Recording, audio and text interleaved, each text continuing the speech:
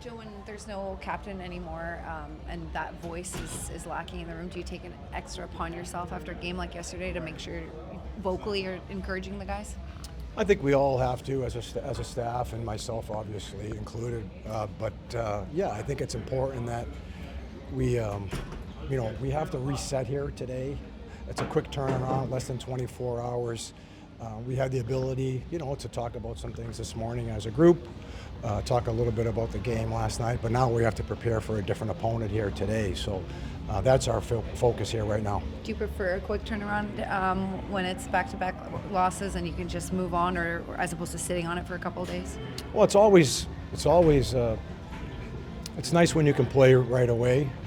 I thought that, like last night, we generated some chances early in the third to extend the lead, and we didn't. You want to get right back at it, and I think that gives us the opportunity here tonight. We have to manage this game properly, though, because it is a quick turnaround, like I said before, less than 24 hours. And so our game management's going to be important, how we handle the puck, where we put pucks, and then our line changes are going to be important tonight. We have to get everybody involved in the game, especially early on. We've got to make sure that we can't use fatigue as a factor, and if we overextend, that's what will happen. Thank you. Okay. How is the temperature in the room when you talk to the guys, and how are they feeling? I know it's a losing streak, but yeah, no, it's hard, right? I think anytime you're going through a situation like we're in right now, it's always hard. But I think that for the most part, we do a good job of talking about the game, and then we put it behind us and we move on to the next game. And I think that's the most important thing.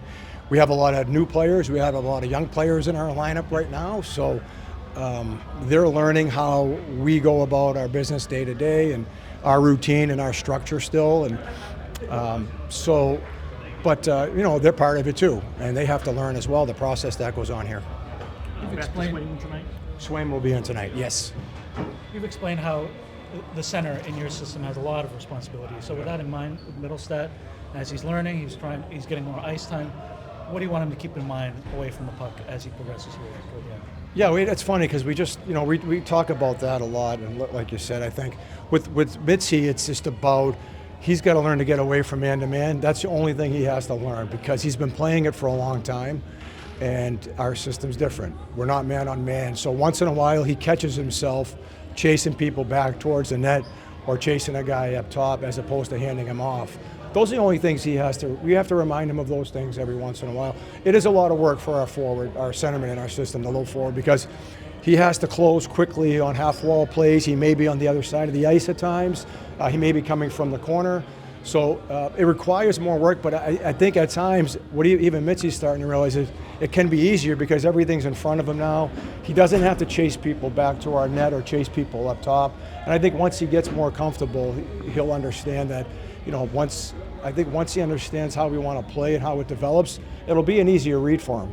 And can that feed into his transition game once you turn pucks over and get him going from defense offense? Does that play to his strengths? Well, I think that's part of how we want to play, I think, obviously. The more that we can turn pucks over defensively, especially with the low forward coming underneath with some speed, if the wingers are doing their jobs on the wall, that's where his strength comes into play, is the ability to transport that puck through the middle of the ice.